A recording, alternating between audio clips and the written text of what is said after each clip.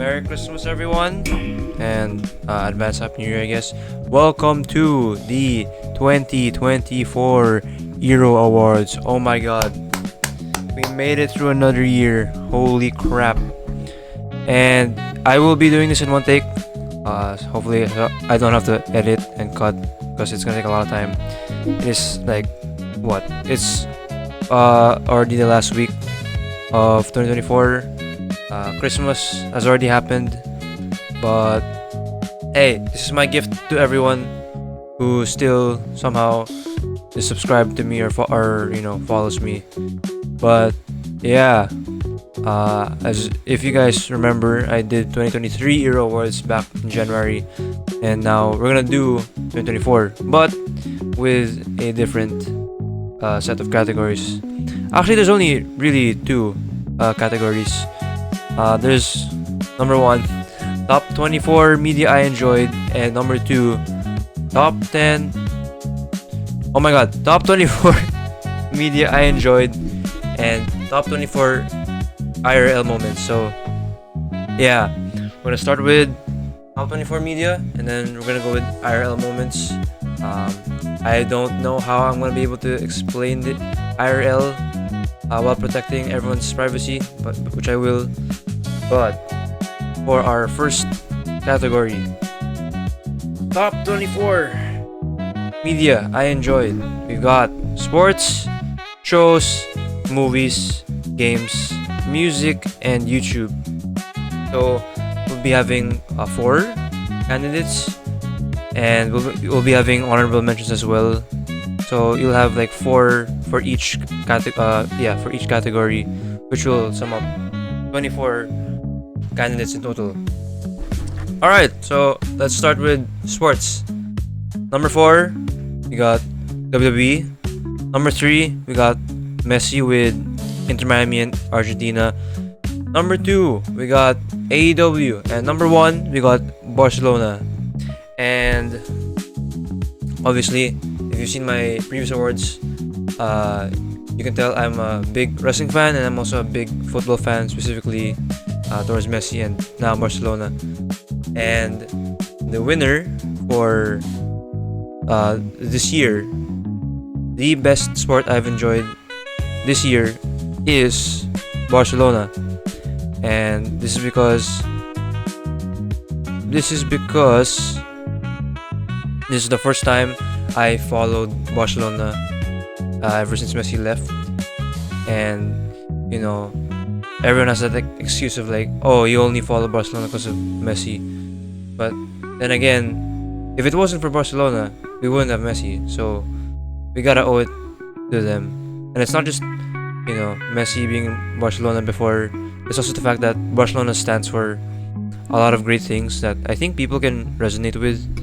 And yeah, we've not had the best run. We've had a lot of ups and downs, but with Xavi leaving and with Hansi Flick,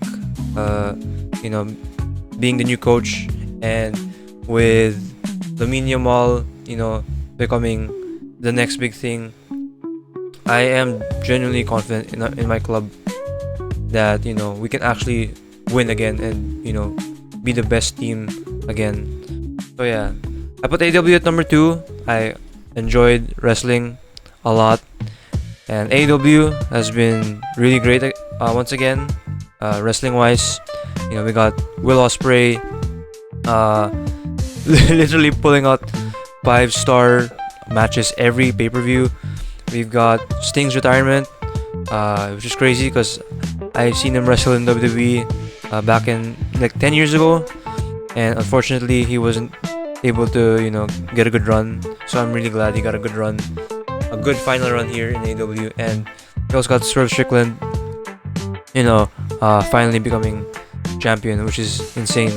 Like everything he promised, he actually did, and it's nice to see that people are actually enjoying him, and he's getting the run he deserves. And as well as Bryan Danielson's win at All In, finally becoming AEW champion, and him officially retiring full time. So yeah, it's been crazy. And number 3, we got Messi. So Once again, he's been carrying Inter Miami. Somehow they've won a trophy, and as well as finally being able to get carried actually by Argentina, because I do have to admit that was not his super best. He still did well, but he got injured in the final of the Copa America. So it's nice to see that this team, of Argentina actually pulled up for him, and that even if he couldn't, play anymore, Argentina could still win it for him, his second Copa America after winning the World Cup 2 years ago.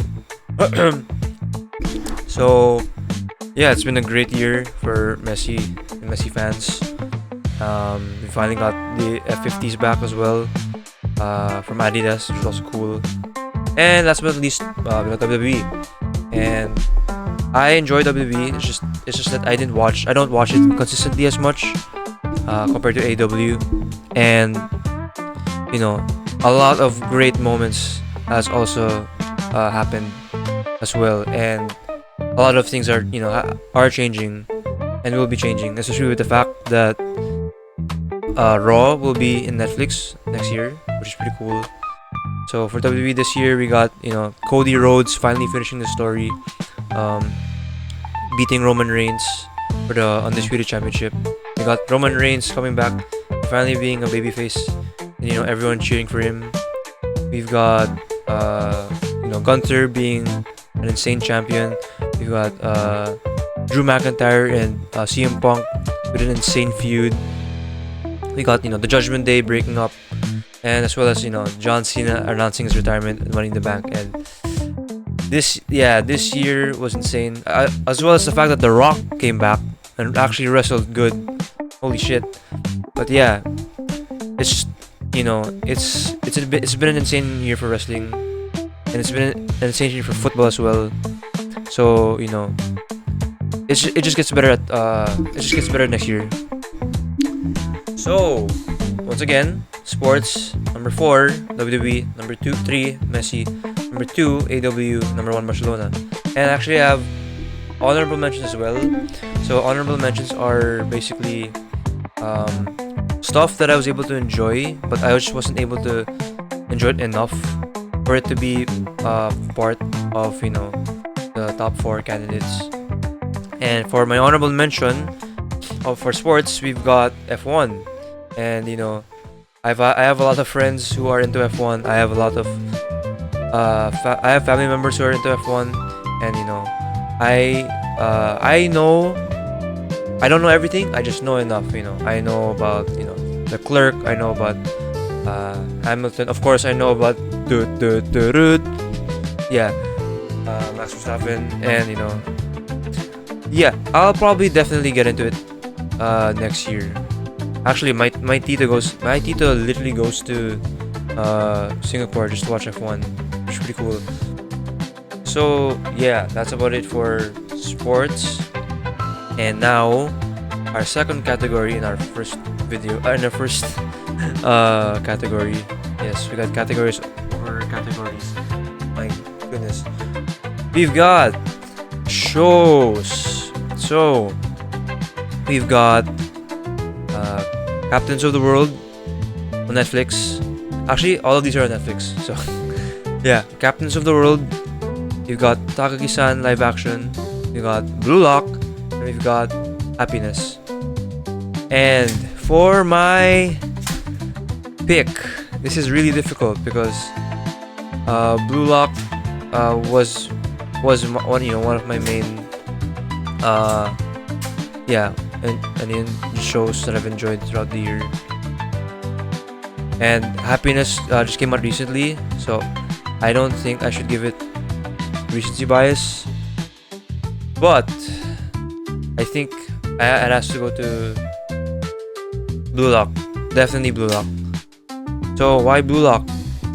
So actually I didn't watch the first season of Blue Lock. I've heard of it, and I was like, oh, it's cool. It's soccer anime. It's cool. And then my friend convinced me to watch it, and lo and behold, if it wasn't for him, if it wasn't for Blue Lock, I would not have played football again, because I used to play football back in high school, and the fact that a sports anime that's actually very accurate and and real, uh, and also it has like its story is also based on like actual real life football, which is pretty cool because you got the World Cup, you got your characters inspired by real players, and like every move you see in Blue Lock has been done before, which is cool. And like to have that convince me to play my favorite sport again, and to see me play well, because I have not played in 4 years due to the pandemic. This like just shows like, wow, it's been amazing. It's crazy how like one thing can lead to great things. Yeah, season 2 is not the best, especially with the animation. They have ramped it up in in the U20 arc, especially no, not the U20, yeah, the match, sorry, the U20 match. And but yeah, Blue Lock is a really great sports anime, and I'm glad that it's football, and I'm glad that it's one of my favorite sports, being represented through anime, through like mainstream media. And for our second pick, we've got Happiness. So this year I've gotten into like 3 zombie phases. Like one earlier, like one like throughout March when I was watching Netflix. 2 when I was playing, COD Zombies throughout the summer, and 3 when 28 days late, when the 28 years trailer came out. I got into another binge again, and we'll get on that later. But I wanted to find like really cool zombies media, but like something that I haven't seen before, because I've seen a lot of things like World War Z. I've seen Dawn of the Dead. I've seen I've played Left 4 Dead. I've seen Dying Light. I've seen I've seen Resident Evil. So Netflix once again. I feel like this year is sponsored by Netflix, because yeah, I got Netflix this year. I know, only this year. And for this to be like the last show that I've watched this year is very it's very accurate to how my 2024 has been actually. So this is Happiness. It's a K-drama that is also a zombie series, that is also a rom-com, that is also a slice of life, which is also a mystery thriller, which is like insane. Like to have all of those genres combined, and to have it like gel well and work together, make it work together well, and like have a really good cast as well. And it's so good. I just can't spoil you I can't spoil you the story. You have to watch it for yourself. But when you figure out like how the concept works, of the zombies, of the rules, it's by far one of the most unique versions of zombies I've ever seen in my entire life. And yeah, like for me to watch this at the end of the year, when I've been like burnt out from everything I've gone through, it's just crazy how like the main leads are really good. They're both good looking, and they're both very inspiring as well, and they're very cute together. And I would legit run through a brick wall for both of them. But yeah, like the characters are great. Like the characters you love, you're gonna love them, but the characters you're gonna hate, you're gonna absolutely hate them. But yeah, go give it a watch. Go give Happiness a watch. I know it's a zombies movie that says happiness in the name, but trust me, it'll be worth it. And it's genuinely surprising how this is not that mainstream, because it's still popular, but like I'm surprised that there are no like big channels or big videos on happiness, which is crazy. I might actually talk about that sometime. Number 3, we got Captains of the World. So this is basically a documentary on the World Cup back in 2022, and we get to see like the perspectives of the team captains in each country, and of course Messi's road to the World Cup in his perspective, and it's pretty cool. Surprisingly, this one did not inspire me to play football. It was Blue Lock, which is crazy to think about. But yeah, that's pretty much about it. If you enjoy football or if you want to get into football, Captains of the World is very, very inspiring, very touching. You get to see everyone's story, why they play, what like the World Cup means to them. But yeah, it's pretty cool. And last but not least, for number 4, we got Takagi-San live action. Takagi-San was actually I think it was my very first slice of life, and I ate that shit up. When I was in that phase of like wanting to have like a romantic relationship with someone, like when I was in high school. But yeah, the one thing I did not expect it's actually like the Takagi-san live action is pretty faithful, yet they do something completely different, which surprised the hell out of me. As in, I literally did not expect that out of nowhere. But yeah, you have to watch if you want to figure it out. Like if you care enough, you have to watch it for yourself to figure out what I mean. But yeah, that change. I'm not even gonna say anything. I'm just gonna refer to it as a change in the show. Not even anything else. Not a spoiler, not a plot twist, but yeah, it's just it took me by surprise. It made the rom-com. It made the rom-com, the slice of life aspect more, I guess, sincere. It made it more real, and yeah, it actually made it even sadder. But it was an amazing watch. So those are my top 4 shows of the year. And for honorable mention, we got World War II from the Frontlines. Once again, all on Netflix. So I had a lot of hyperfixations and interests this year. So 1, we got zombies. 2, we got football and wrestling, and then 3, we got World War. Actually got into World War II a bit this year, and the first one was my first media to this was World War II from the Frontlines. This is not my first time getting into World War II. I got into World War II a lot way before, thanks to COD.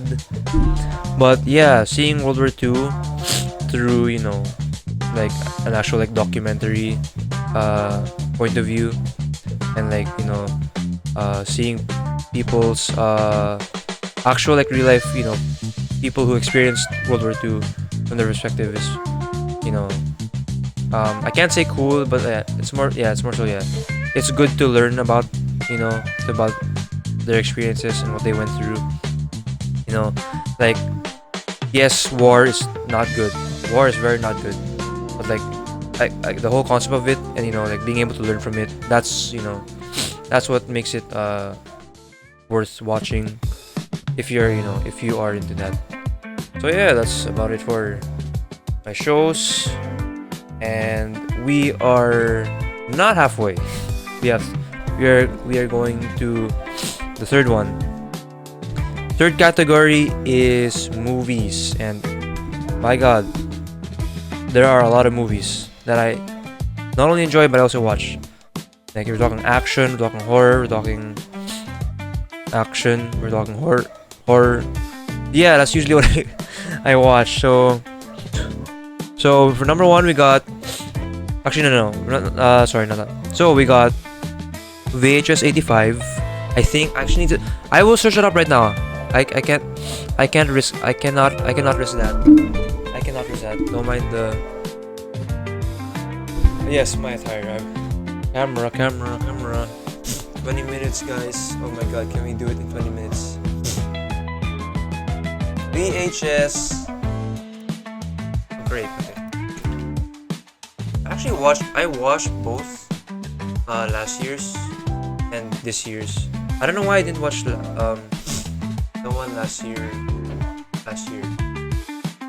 But yeah. VHS. Oh, it's VHS Beyond. Okay, my bad.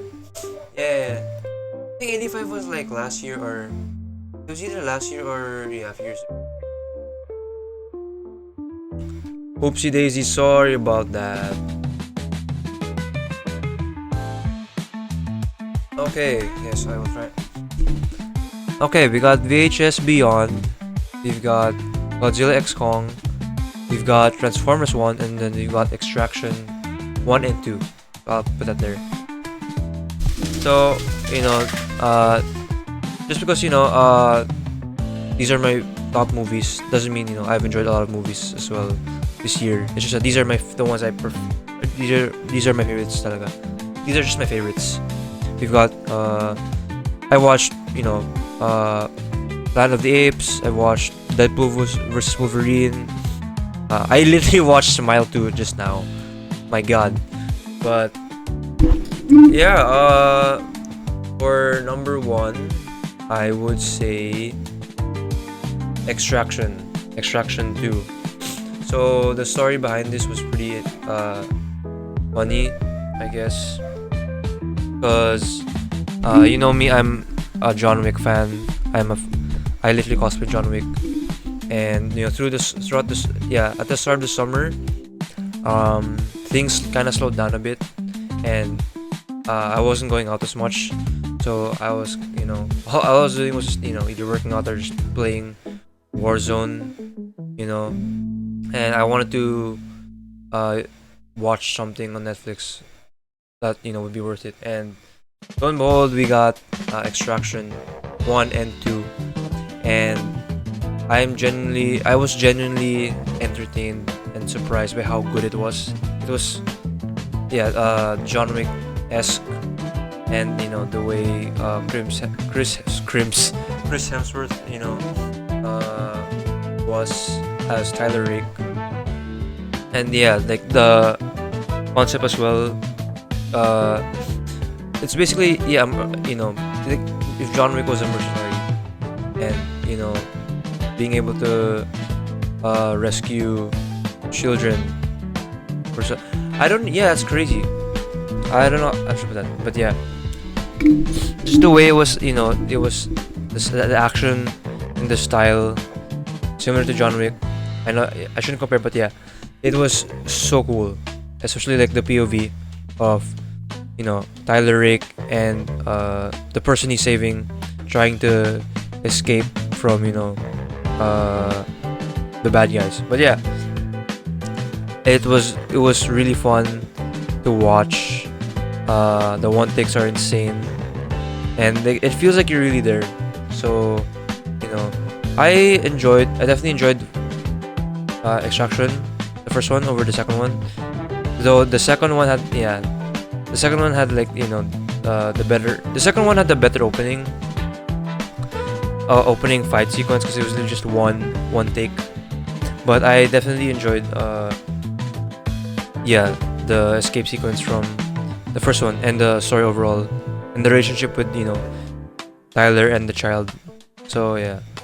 Then we got, for my second pick, we got Transformers 1, and I'm glad that you know, ever since last year, we're getting a lot of people, I guess, are getting into Transformers nowadays, or I guess no, more so Transformers is, you know, getting the chance again to be mainstream, and now we got, you know, not only an origin story of Transformers, but an animated version of Transformers, and you know, like what I so it's basically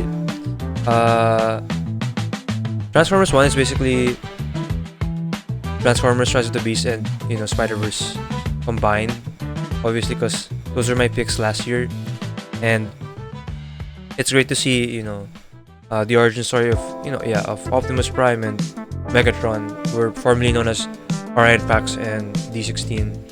And it's nice to see that not only does it cater to children, which I guess is one of the reasons why people think it was bad, but it's nice to see that they were able to make a compelling and engaging story with the Transformers. Even though people have seen before, or even though people took this movie for granted.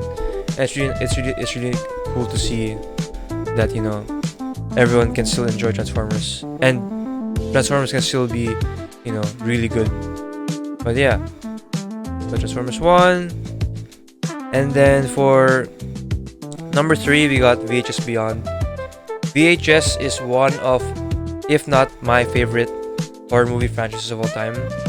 Is it the best? No, but when it gives, it delivers. I don't know. I don't think that line sounds good. Anyways, so it's basically, the whole concept of VHS is basically an anthology series where there are like people discover like a bunch of VHS tapes, and those VHS tapes are like 5 or 4 movies made by different directors, and they're all like different types of horror, and primarily they're found footage, which is my favorite genre. And here they did something different because because like Call of Duty, like anything annual, they actually release this annually on Shudder, which is pretty cool. And for this year, apparently they did a sci-fi themed horror, which is why it was called VHS Beyond. There was also VHS 85, which I enjoyed earlier this year. Oops, I opened my... Yeah, this year. And that was set during like the 80s, I guess. But yeah, I guess I could put both. I put both 85 and Beyond. But yeah, if you really want some cool found footage horror, and if you want like a variety of them, go check out VHS Beyond and 85. And for my last one, we got Godzilla x Kong. And I chose Godzilla x Kong over Deadpool vs Wolverine because I haven't watched a lot of the... Surprisingly, Deadpool and Wolverine was my first Deadpool movie, and it was amazing. But you get more superhero movies than Godzilla movies, and seeing a Godzilla movie where Godzilla and Kong work together, it's just fun to watch. It's not the best. We've got Godzilla -1. If you want like really good Godzilla story, you got -1. But if you just want fun, action, just go with Godzilla x Kong. And I enjoyed Godzilla x Kong a lot. And for my honorable mention, due to this being recent and due to this being my last zombie phase of the year, we got 28 Days Later. I actually watched 28 Weeks Later before, but I never got to completely watch 28 Days Later. And the fact that this is the movie that basically revolutionized the zombies genre is pretty cool to think about, as well as the fact that the actor is Cillian Murphy. This is his first role, and how like when you watch this, and if you're into like liminal spaces, it's crazy how like a lot of shots are very liminal, which is pretty cool. And it's very, very artistic, very terrifying. Like, can you imagine being the first movie to introduce fast zombies? Good lord. But yeah, if it wasn't for 28 Days Later, or I guess more so the 28 Years Later trailer, I wouldn't have watched 28 Days Later. I wouldn't have watched Happiness. And yeah, now we are halfway through, and I am very thirsty, but we keep going. Oh my god.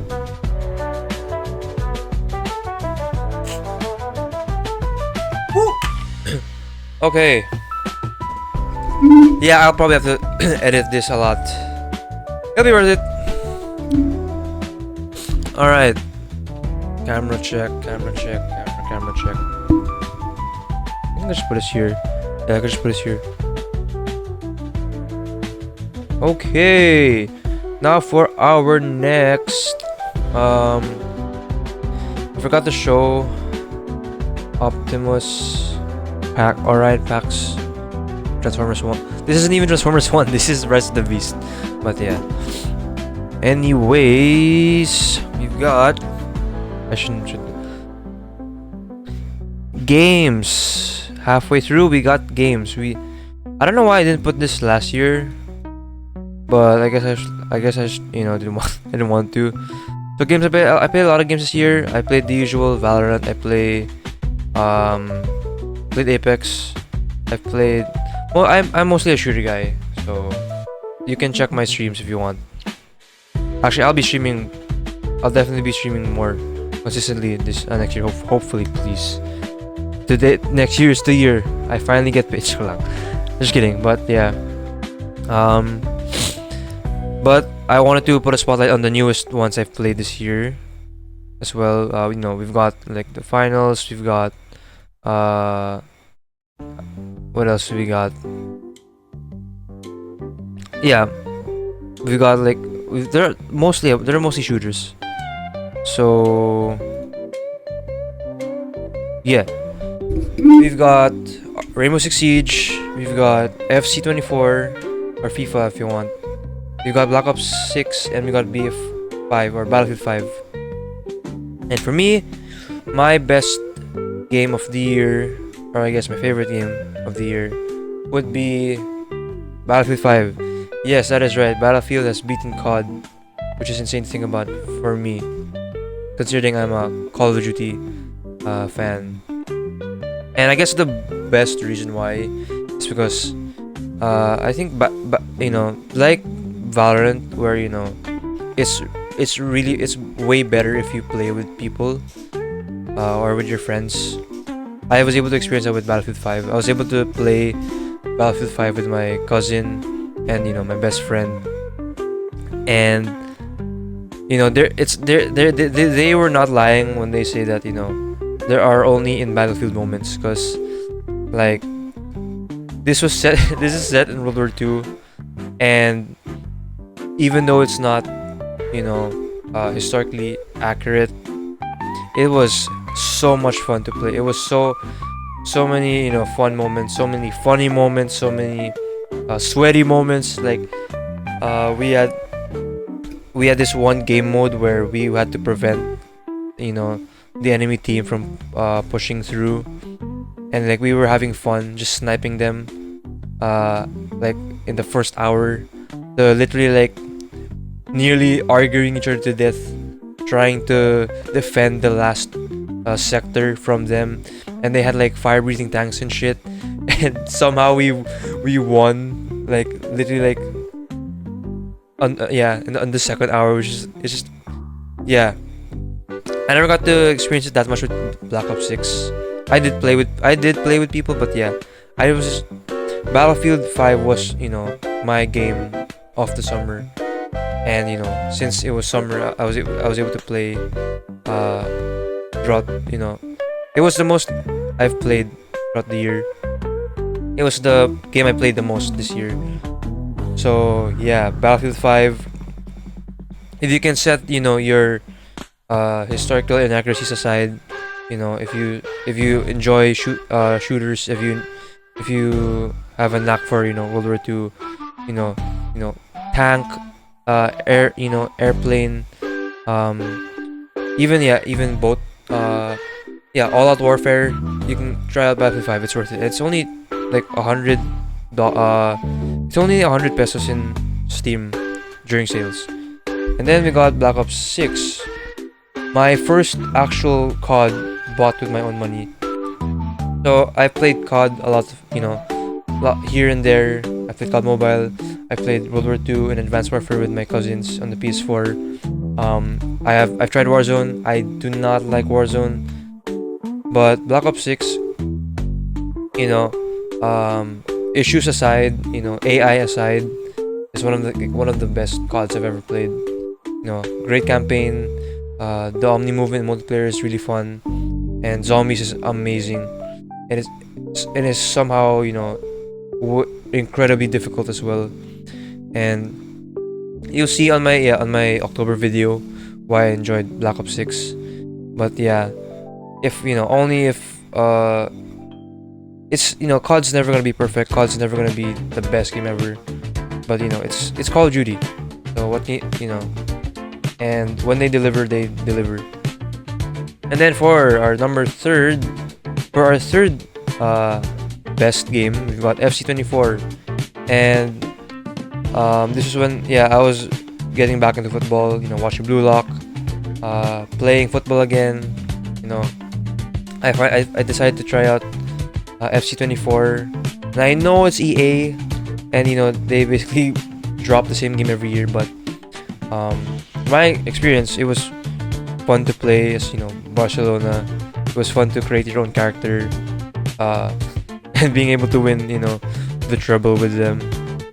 And yeah, it's cool to see how how realistic the game looks, even if I know that it's not the best game, or it's not like the best football game out there. It's kind of like COD. It's fun. It can be fun. And yeah, we got lastly Rainbow Six Siege. Rainbow Six Siege was actually my first game of the year.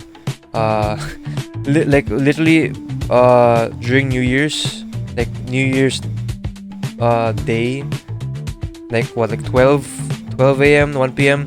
Like my friend was literally recommending me Rainbow Six, and throughout the first half of the year, I played this game a lot. And like Black Ops 6, like Battlefield 5, it's a shooter. It's more of a tactical shooter. It's basically, think of it as like CS:GO with Call of Duty gunplay, and you got these operators as well. It's finally cool being able to play Sledge or Smoke. I love Smoke, or Jaeger or Ash. And it's crazy how there are so many characters now, and how the game looks very crazy now. But yeah, it was fun. It was a very unique experience, because I either play battle royales, I either play tactical shooters like CS:GO or Valorant, and then we got like arcade shooters like COD or Battlefield even. So it's nice to see like Rainbow Six is like a good blend of both arcadey and tactical. And for my honorable mention, which is probably gonna be the most surprising honorable mention out of every honorable mention, Netflix's Too Hot to Handle 3. That's right, I played a dating simulator, and for some reason, its peak is actually good. Well, depending on your choices, because I went for the romantic route. You just choose one partner and then you stick with them. But like, I did not expect to get attached to these characters. Yeah, on Netflix, a Netflix game. That's right. On the IRO Awards, a dating simulator is actually really good. And I know there's like a stigma between dating games, but yeah, like this is kind of like my Doki Doki Literature Club. Like obviously that the stuff in Doki Doki does not happen here, but like the way they were able to implement this reality show as an actual like really fun and enjoyable game.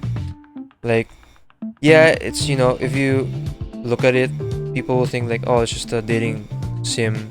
You're kind of weird for doing that, but if you try it, if you somehow get to try it, it's actually really fun.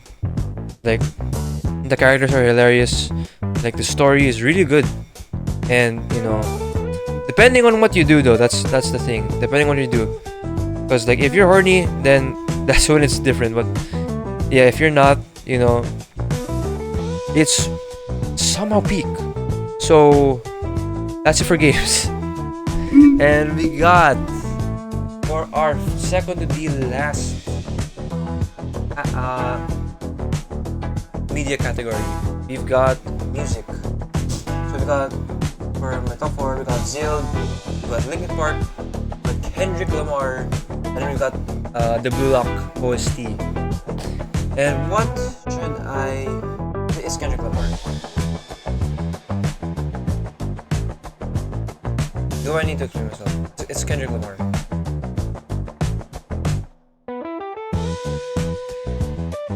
It's Kendrick Lamar. That's it. That's just it. Kendrick dropped. That's the only. That's my only explanation for for Kendrick being music of the year.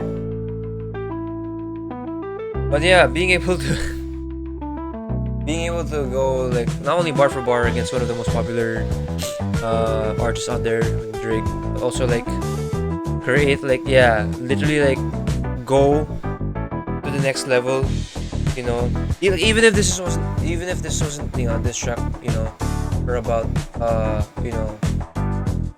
Drake being like the fact that like Kendrick can just release music and then everyone just stops and listens.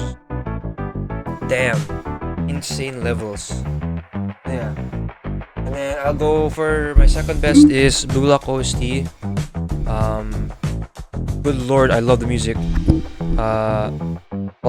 There's a lot of rock, but there's also a lot of other types of music there. Just like, but yeah, like Blue Lock speaks a lot to me as well. Obviously, I play football, but the one thing I guess is how much it matches the energy of what it feels like to actually play football, and like how much of that energy can be portrayed differently. You got motifs, you got themes of characters, you got like rock, we got like techno, and then you got like orchestral music, Dark Souls music for the villains in Blue Lock, which is kind of funny. And yeah, that's give it a listen. If you like football and rock and orchestral music, Dark Souls music, yeah, go. And piano's also there. Yeah, go give the Blue Lock score or the soundtracks or the songs a try. Number 3, we've got Linkin Park, and I know I've said before that Forest Waves is my favorite band as of now, I guess. But if I had to pick from Red Hot Chili Peppers, if I had to pick from Arctic Monkeys, if I had to pick from Metallica, I'd definitely say Linkin Park is my favorite band as well. I guess American, foreign band, and yes, that's because I grew up with Transformers. But like finally being able to listen to them, to their songs this year, as well as the fact that they came back with a new singer. Whatever your stand is on that, like the music is still really good. Whether it's the new one or the old one, it's still a banger. It's just crazy rock, crazy rap, crazy, messages. So yeah, R.I.P. Chester, and that was Linkin Park. And lastly but not least, we got Zild. So, did I listen to the new album this year? No, I only listened to Sagirista. And but what I can say is that his music is amazing, and even without Four of Spades, it's crazy how influential he is. I really like the fact that my band gets to play a lot of his music, and it's crazy how it's not easy to play his music, but it's very doable. And it's every time you listen to a Zild song, you get a lot of different feelings out of them. And yeah, Zild's very funny, very quirky, very silly, and but his music is very strong. His music is very true, and it resonates a lot with my people, or people my age, or people who are going through what he's going through. So yeah, I could have put Lola more as well, I remember, but I stopped listening. We only like play a few of their songs. Dan Dan is really hard. Fallen is very fun. And but yeah, I'm gonna give it to Zild for my fourth music of the year. And last but not least, if you're gonna notice, half of these, sorry, don't mind me. Half of the like all honorable mentions are just either like late into the year, like or just stuff that I was there's like it's not enough to. It's just good, but it's just there was not enough of it, especially due to the fact that we had a long year. The Happiness OST, like the fact that I've like it's not the show was great, the actors were great, the zombie concept was amazing, but the music, how the hell did they make me enjoy acoustic acoustic lo-fi, we even got techno stuff in there, but it's if you listen to the OST of Happiness, you'd think you'd be watching a rom-com or a slice of life, but it's not. It's a zombie show. It's zombie media, and like I can't get a Portrait. They're made the best OST out of my head. It's literally gonna be like the last music I'm gonna listen to this year. It perfectly sums up the year, and it's crazy how like a show called Happiness, can show happiness even though it's not the main focus, even though like it's a zombies film, and it's zombies, and the people there can be really really really ass sometimes, and it seems like there's no hope, but I love how the theme of like it's corny, but family, friendship, trust, love, and all that, it really does work out, and I'm glad that the OST was able to portray that. Last but not the least, on the first half of the YouTube of the top 24 media I enjoyed, we've got sports, shows, movies, games, music. Last but not least, YouTube. We've got Mr. Waffles, we've got Talk FCB, we've got Speed, and we've got Jib Rules. And who do I give it to? Of course, it's Speed. And I've enjoyed. Actually, no, I don't actually watch Speed that often, but my brother usually shares a lot of he usually shares me Speed content ever since like 2 years ago, and like now it's like the first time me actually watching Speed more consistently, and he's gone around the world, he's visited my country, which is crazy to think about. Like seeing him trapped in BGC is unreal, and everything he just does, is just inspiring. Especially like he's like at like he's only like a few years younger than me, but for him to do all of that, like he's literally living life to the fullest, just doing everything and anything, making it fun, and entertaining all of us. So I'll give Speed. He's already streamer of the year, and he's my YouTube media of the year as well. And we got Mr. Waffles for my second, and to say that like he if you've ever wanted someone to be so passionate about something, even just one thing, and that's like COD Zombies, like you've got Mr. Waffles. Like the amount of content he releases, the amount of like the fact like how consistent he is, and how like no matter how much content there is, he still finds a way to release more content on COD Zombies. And I remember watching his stream, and literally after beating the Easter egg live on stream, he immediately starts editing how to make the Easter egg, which is like, how do you do that? How do you grind that well? Like, he would literally visit, you know, the locations of the zombie maps in real life. Oh my god, like the commitment and, you know, the dedication is just, you know, just like with Speed, it's just inspiring. And for number 3, we got Jib Rules, and this guy is basically like a how will I say this? It's basically like a Gen Z, in a good way, a Gen Z football content creator, where he talks about, you know, literally anything about football in a modern in a modern take, like, unlike, you know, basic like the best way to describe him is like, you know, he's a football YouTuber, but he talks like, you know, yeah, that's it.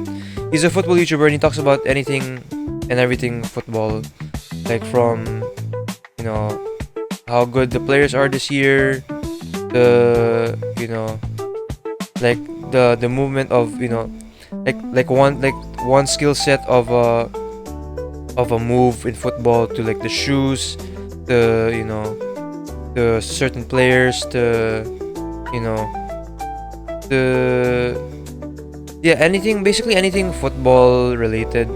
He does it in a, you know, in content form, like in modernized form. It's really cool to see that. Like, you'll get what I mean. I definitely butchered the explanation, but you'll see what I mean if you watch Jib Rules. So yeah. And number 4, Talk FCB. Basically a YouTuber that talks about FC Barcelona, and, you know, I watched him way before, back when Messi was still there, and I only got to him now, and it's just crazy how dedicated he still is to Barcelona, you know, even after everything that we've gone through. And it's glad to see that, you know, he's able to experience some great moments this year, even though, you know, there's a lot of doubts as well. And it's cool to see him still being so consistent, as well. Just talking about, you know, the club that he loves, talking about, you know, his favorite football club, talking about Barcelona. So yeah, like, he's one of the YouTubers that, like, has never changed, and, you know, that's a good thing. Like, he's still stuck to, you know, he's still passionate about the players, he's still passionate about the team, you know, like, no matter the result, you know, he always uploads, and, you know, about Barcelona. So I gotta do that too. And for my honorable mention, yes, I am incredibly tired. Oh my god. For my honorable mention, we got Jack Frags. Jack Frags was the YouTuber I watched for Battlefield 5, and it's crazy to see that, you know, I went from watching him play Battlefield 1, Battlefield 4, Battlefield 3, Battlefield 5, you know, actually experiencing what he's experiencing when I play Battlefield. So yeah, he's pretty cool as well. He's like one of, like, you know, he's a FPS shooter content creator. He also talks about, you know, like, mainstream shooters as well. So yeah, that's pretty cool. So for YouTube, we've got Speed. Speed is YouTube Media of the Year. Kendrick Lamar is Music Media of the Year. Battlefield 5 is Games Media of the Year. Extraction 1 and 2 is Movie Media of the Year. Blue Lock is Show of the Year. And Barcelona is Sport Media of the Year. And that's about it for my first half. That is the top 24 media I've enjoyed. Woohoo! In one take. Oh my god. Alright, we'll do that one in a bit. Alright, we are back. This is our second take for the IRO Awards. And our second category, I'm sorry I slept and I woke up and I have to go to a friend's place in a few hours, but we are gonna speedrun this shit. So we've already completed top 24 media I enjoyed. Now we have top 24 IRL moments, and I'm gonna have to be doing this without risking privacy. So everything you will hear, I will make sure that it is all safe to hear in YouTube. Every name I will say are like fictional versions of my friends' names. So here we go. Number 24, half blonde. So yeah, earlier in the year, I decided to go blonde, but only half. If you seen Seth Rollins, if you seen his hair back in 2014, that's what it looked like. It was pretty cool. It didn't last that long. It only lasted like a couple of months, and I had to cut it off. But I'm just genuinely surprised by how good it looked, because my history of dyeing my hair has not been the best. I wanted to have blue hair. I got green hair, so I look like Jacksepticeye. I wanted to have blonde hair, but it became brown. But that was fine. So being able to see it actually blonde was pretty cool. And yeah, there was that. Number 23, Taylor. Yes, this is the name of my cousin's car, and I'm not gonna say why, but yeah, my cousin finally got a car that he could borrow, and he could use to ride us around, and it's pretty fun being in the passenger seat. I got a license, but I also got a license, but as of now, I'm not driving. So yeah, because like before we would commute, or we would get fetched by our parents, but now we get to finally go anywhere on our own. So thank you, Taylor. Thank you to my cousin. And yeah, number 22, football in the rain. So like I said, I finally played football again, and I will dive deeper into that later in the awards. Later on.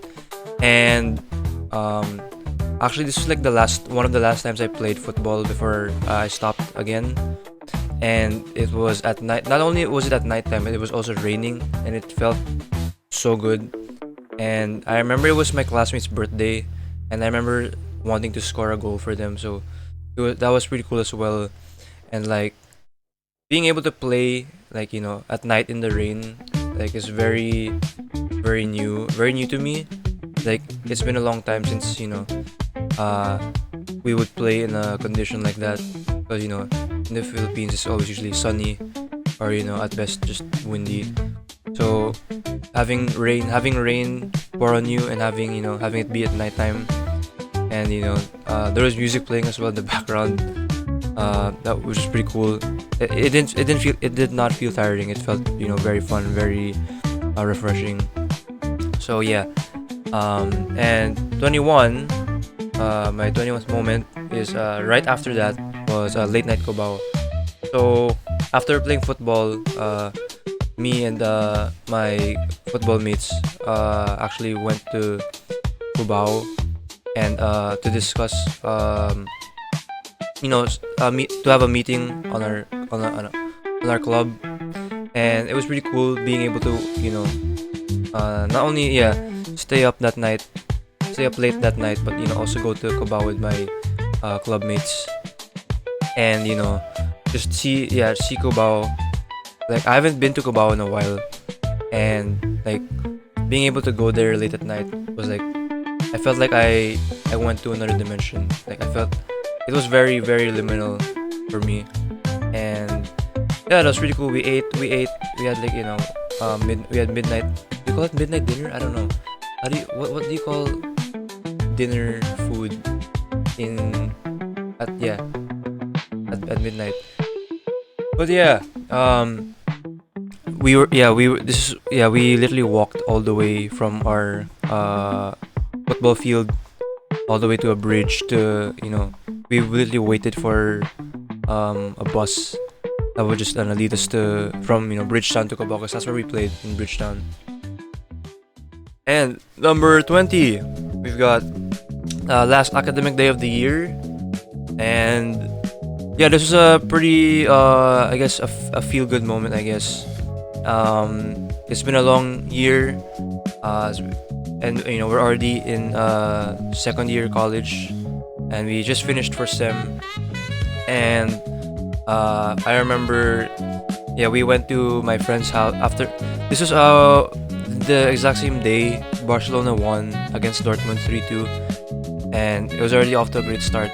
And we went to our friend's house after school, and we played a lot of board games. We played Monopoly, we played Jenga, we played charades, I think. And but my favorite moment, I guess, was when I was bringing my friends home since I live near. I remember I was supposed to fetch my friend, one of my close friends, to a jeepney station, but we ended up walking all the way to a very we ended up walking to a mall. That was really far, and it was funny because like the entire time we were just talking, and it was really nice to hang out with them. And yeah. Number 19, gym. So I went to I went to the gym. This was after my number one moment, which I'll get into later. And going to gym is always a nice feeling. You can never go wrong with going to the gym. Either when you're trying to bulk up or get fit or just be healthy, or you just get moving. And yeah, do I have abs? Who knows? But you can never go wrong with the gym, especially during rainy season. The best part is actually not the gym itself, more so literally having to bike all the way home while it's raining. That was fun. Number 18, we've got cinema. Yes. Almost every time I've gone to the cinema, there's always been like one funny moment. I remember watching Godzilla X Kong, and after the movie, I went to the CR, and after I peed, I looked back at the door, and I got jump scared because there was a poster of a horror movie, literally on the door stall, which was like, that's great marketing, but like, don't ever do that again. And what else was there? I got to watch Deadpool and Wolverine. We actually watched Transformers 1 on the fly when me and my cousin's family went to BGC. We were just trying to figure out what to do, and then when I saw Transformers 1 already out, we just went there and watched Transformers impromptu. So that was pretty fun. And yeah, number 17, airsoft. So another surprise, I guess, hobby or hyperfixation, I guess. Since I got the music last year, thanks to my friends, we got a band. But this year, my cousin and my brother actually got me into airsoft. I'm not super hyperfixated yet. More so my cousins and my brothers. They know more about airsoft. They know more about how it works. But I was able to experience shooting a Glock and an AR-15. My cousin's gonna kill me if I butcher the names of the guns. But yeah, that was fun. I remember, we went to an airsoft store on my birthday, and like seeing all those guns in real life that I would actually use like in video games was pretty cool. So yeah, and shooting it was fun as well. Number 16, birthdays. So this goes to everyone's like birthday. Everyone had their own way of celebrating, whether it's just at the house or going out in the mall. And yeah, it's always fun to be able to celebrate with your friend, like another year. Like I know we're all joking that, oh my god, we're so old, but like we're like the youngest we've ever been. So I think it's good to celebrate. I'd rather celebrate being old than not celebrate at all. So yeah, if there's anything I can remember on like certain birthdays, I don't know. I don't know if I can discuss them in YouTube. Just know that they were really fun. But yeah, I remember. I remember during my during like one of my friends' birthdays in November. my my best friend started drinking, and for some reason he started doing push-ups. I don't know if that's healthy, but but yeah, he surprisingly did well after. But yeah, that's about it. Number 15, return to Manila Bay, not once but twice. So if no one knows the context of Manila Bay, Ayala Mall is Manila Bay, a mall in Paranaque, like near MOA. Me and my friends have had a very let's say quite an experience in Manila Bay. Okay, I'm just kidding. But yeah, it was we went there for a cosplay convention back in January, and recently we went there during Christmas. And I'm not gonna get into it too much, but yeah, like basically what I'm trying to say is you can like overcome whatever you're going through, or if there's any anything that reminds you of your past, or anything that traumatizes you still to this day, whether it be a location, an activity, a music, or whatever. You can always find a way to to heal that part of you. And being able to actually enjoy going to that mall again was really nice. So yeah, that was about it.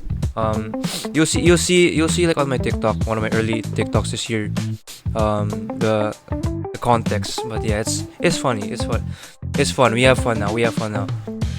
Number 14, Eastwood night. So depending on what happens today, because I'm also going to Eastwood in a few hours. Yeah, it was basically since we're in college now, your high school friends might have gone to different colleges, and with that there's a lot of different changes, right? So like for example, like my cousin previously, he has a car now, and for my other and for my best friend, my best my best bestie, oh my god, he has a he now lives in a he now lives near east. I should probably cut that out. Yeah, he now lives in an apartment, and I'm so sorry for doxing you, but yeah, being able to, I guess, just hang out at Eastwood like casually at night is pretty, it was pretty chill. We talked about a lot of things, a lot of things that stressed us out, a lot of things that were like, what the heck is going on, like that was just the start of the year.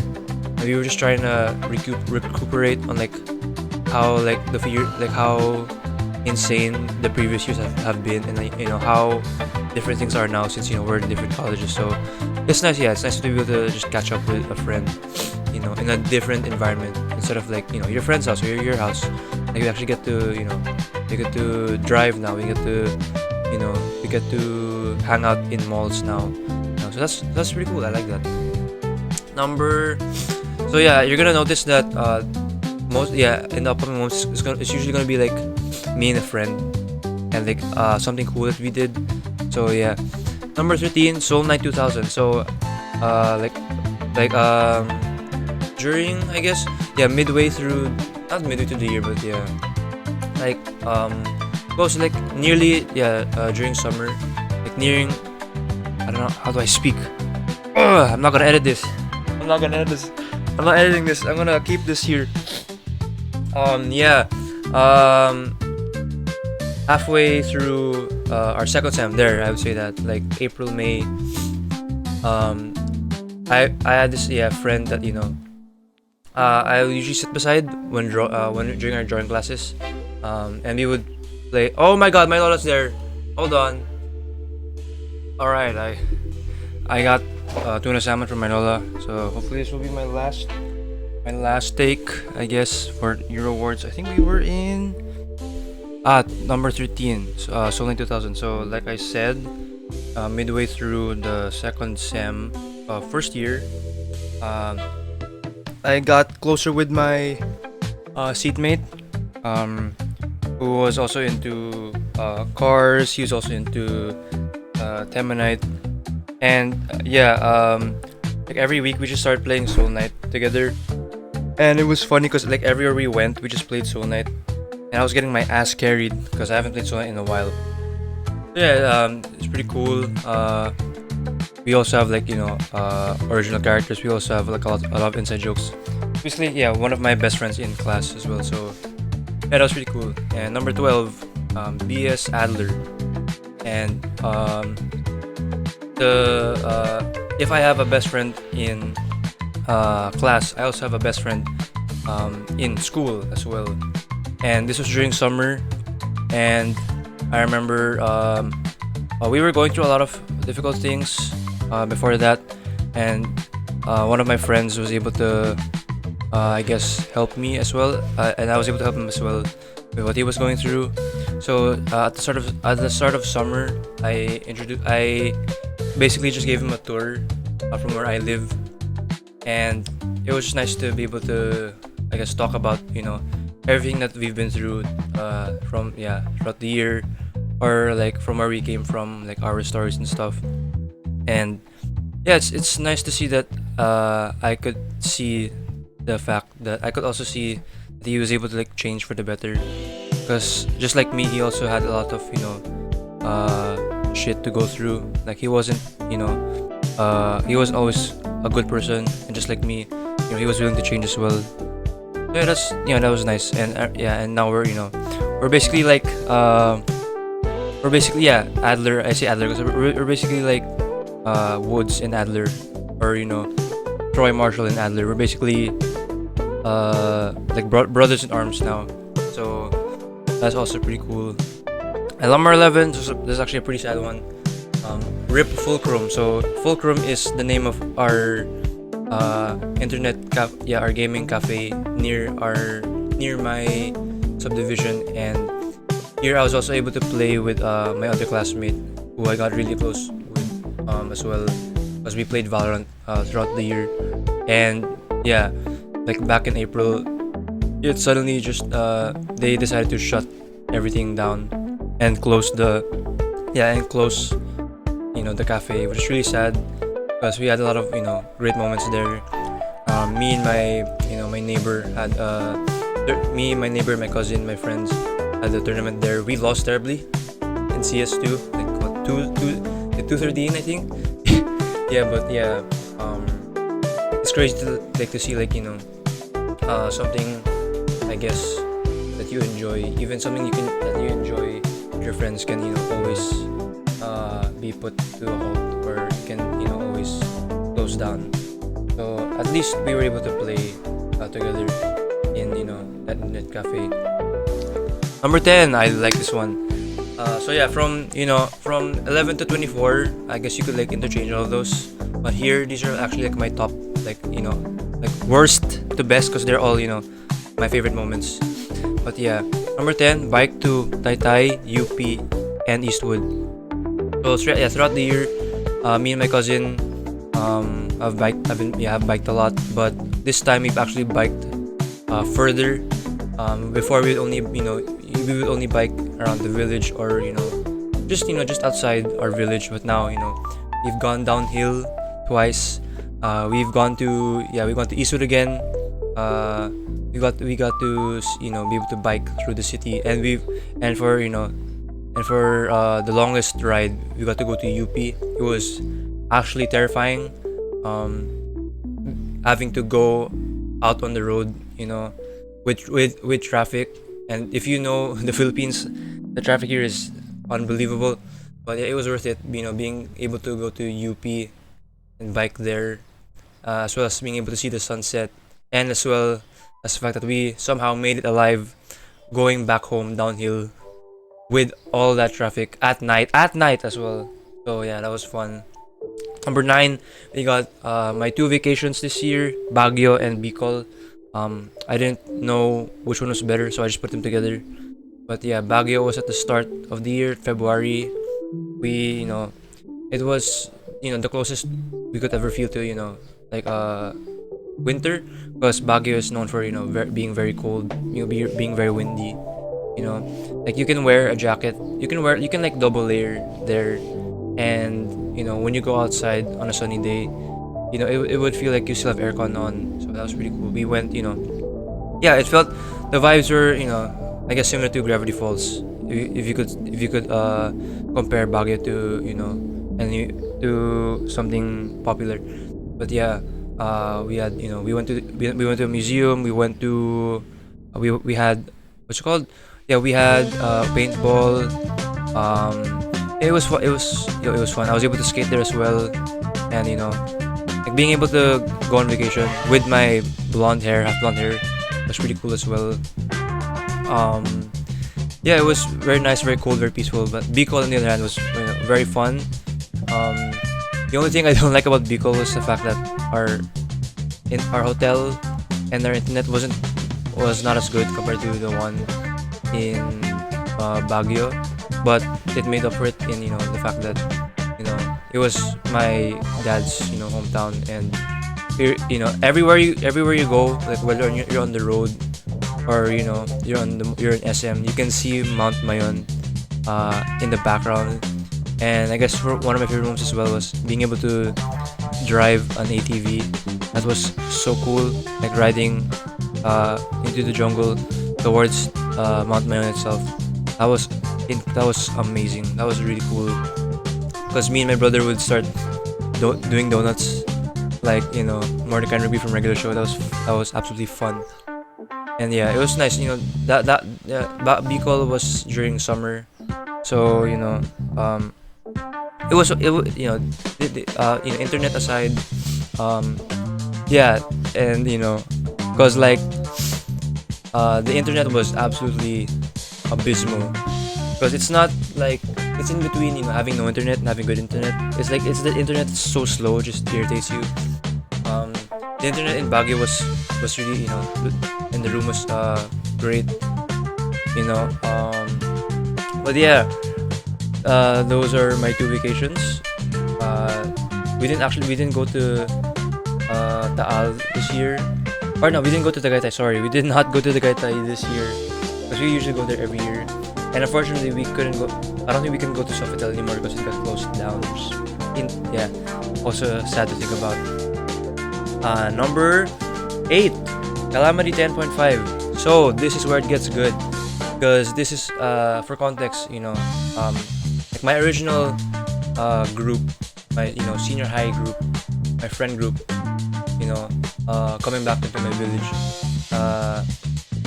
One of our friends had to leave and move to the US, but now they're back, and it's crazy to like revisit everything that we've done, and like and see how far we've come, and how different things are, especially with our looks, and with our with how much we've grown.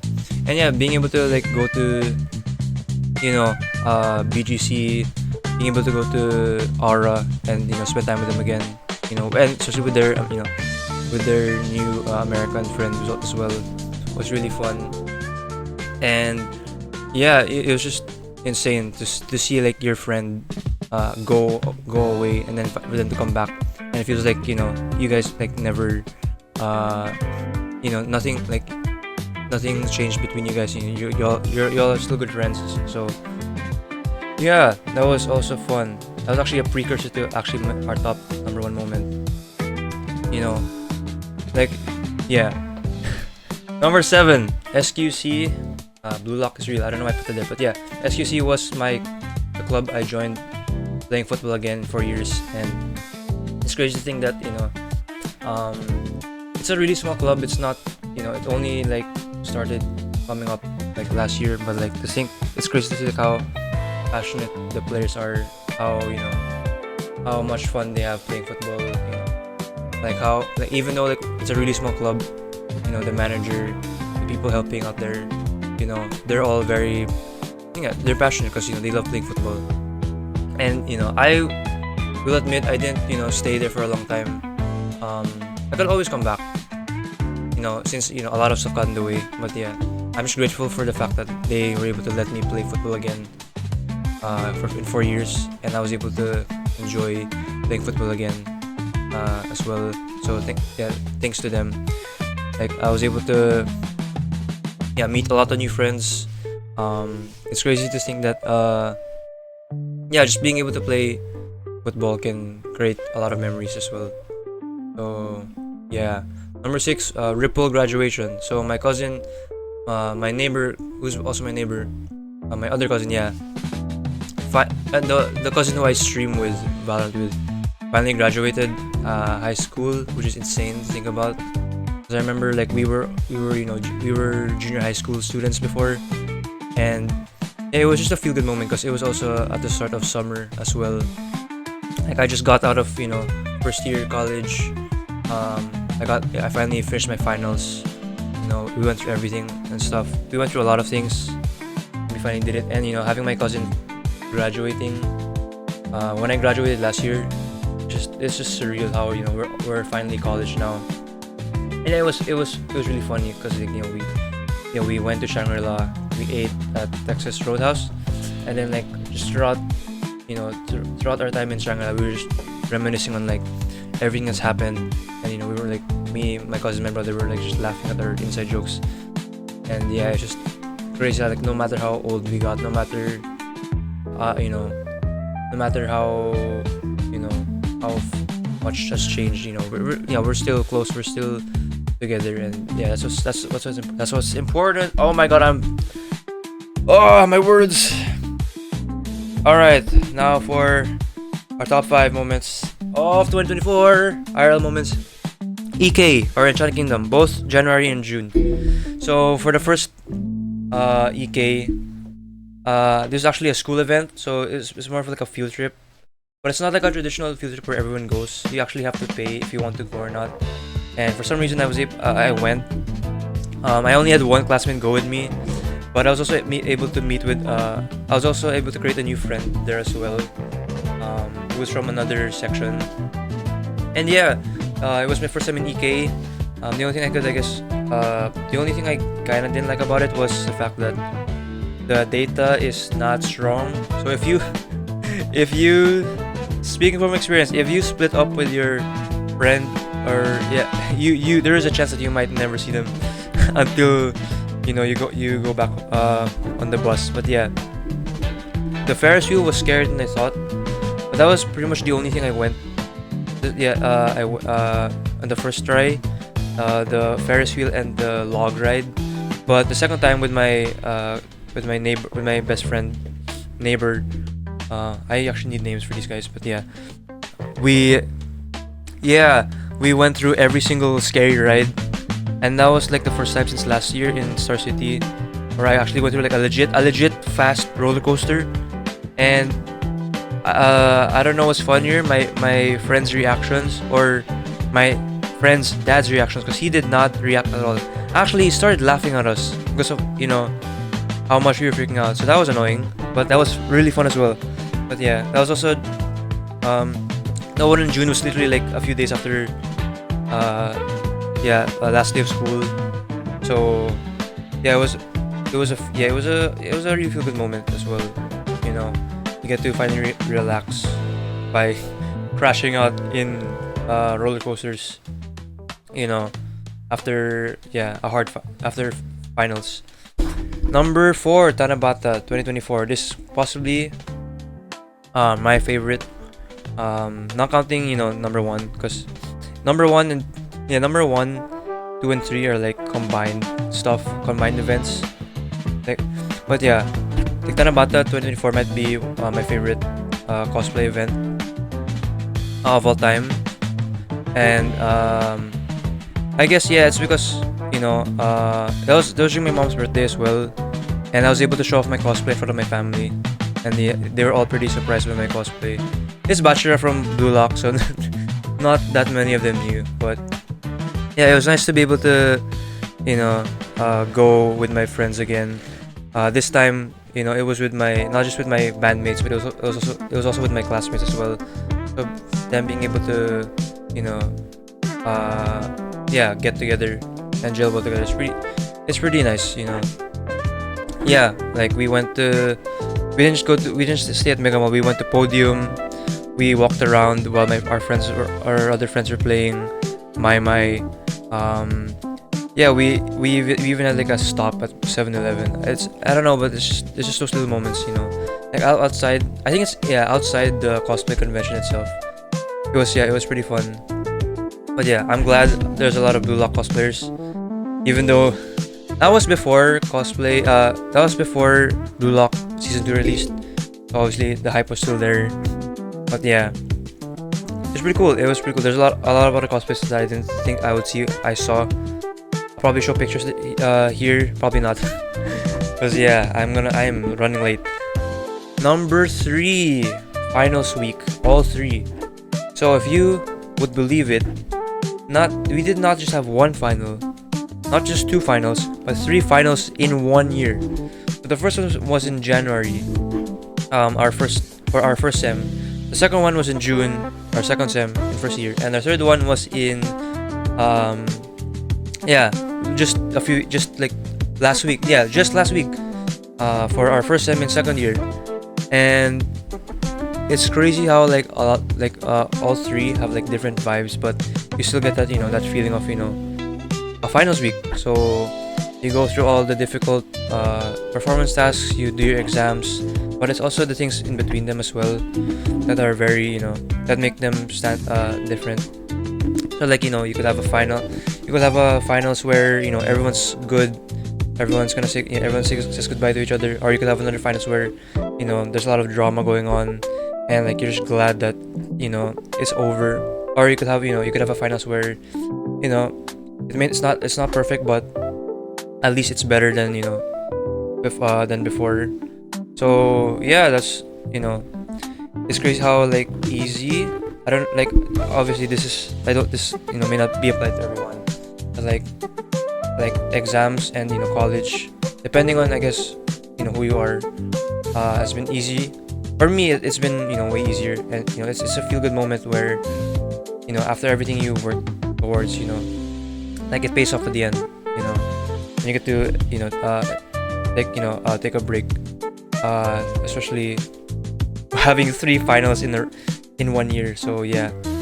And number 1 and 2 could be very well be to get interchanged, but like it's just crazy how insane everything has been.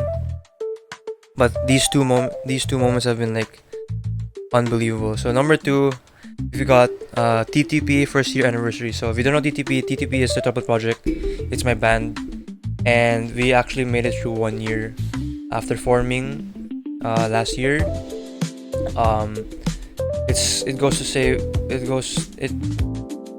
I'm a lot lost for words. Yeah, that's how crazy it was. But yeah, like after everything we've been through, being able to stick together for a full year, creating music and giving a lot of people memories, and like through everything good and bad that's happened, like we were able to express it in our band. And yeah, like on our back in June, when we had our first year anniversary, like we performed like badass people. I swear, like we performed the hell out of our our performance.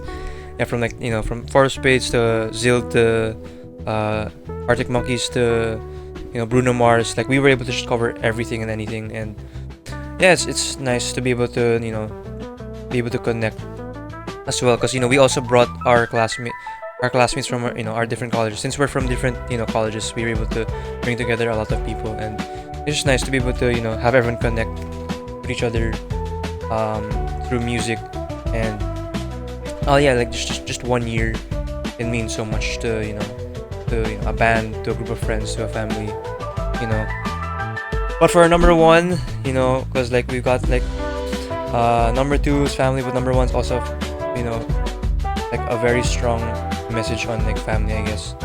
Calamity 11, where we had an Airbnb where we had our friends debut, and where we had ACX, our first, I guess, my original group's first convention since the first Calamity, which was like back in 2017, 2018, and I wasn't even there yet. I wasn't even part of the group yet, since I was still in Ateneo. But yeah, like to me, regardless of all the events, yes, a lot happened in 1 week. Like we all lived. This is the first time we all lived together. This is the first time I've ever been to debut. And yeah, this is also the first time I've been able to reconnect with people or with friends that I never thought I would reconnect with. And it just goes to show that no matter what goes on in your life, or no matter what happens, like there's always a chance of being able to reconnect with others. There's always a chance of getting together again without having to get together again, if you know what I mean. And yeah, if you wanna see how it felt like, you can see my videos in my channel. And yeah, it's just being able to experience something different, something great in just 1 week. It only takes like one to change everything. And was it perfect? Absolutely not. A lot of stuff had to be uncovered. There was a lot of uncomfortable situations where we had to push through. But in the end, what's important was we were able to finally reconnect, and we were able to have a good time as friends, and as a family. And oh my goodness, guys, that is it for the 2024 IRO Awards in 1, 2, and 3 takes. I don't know if I'll edit this, because I really I have one more project to go, which will be, believe it or not, a movie. And by movie, I just mean I'm just gonna upload every single video from this year. Yeah, as a compilation. So that's it for the IRO Awards. Once again, for sports we got Barcelona. For shows we got Blue Lock. For movies we got Extraction 1 and 2. For games, we have WWII. For music, we have Kendrick Lamar. For YouTube, we've got Speed. And for my top 24 moments, we've got I guess I'll do 10. So number 10, we got Bike to Taytay, Isod UP. For number 9, we got Bago and Bicol the Vacations. We got 8, Calamity 10.5, precursor to Calamity 11. Number 7, SQC, Football Club. Number 6, Ripple's Graduation. Number 5, EK, Enchanted Kingdom, both January and June. Number 4, Tenabata, my favorite convention of the year. Number 3, Finals Week, all 3, back in January, June, and December. Number 2, the Troubled Project's first year anniversary. And number 1, Calamity 11, which had the Airbnb, the debut, and ACX convention. And that is about it for the 2024 IRO Awards. Thank you so much. I am genuinely grateful if anyone stuck by in this one take, because obviously I just talked out of my ass, and I jumbled my words a lot, and I fumbled a lot. But that's that's who we are. We fumbled, but we keep going. So yeah, Happy New Year, Merry Christmas and Happy New Year. I'll see you all in 2025, and it has been a revolution. Thank you 2024, and I will see you all next year. Peace.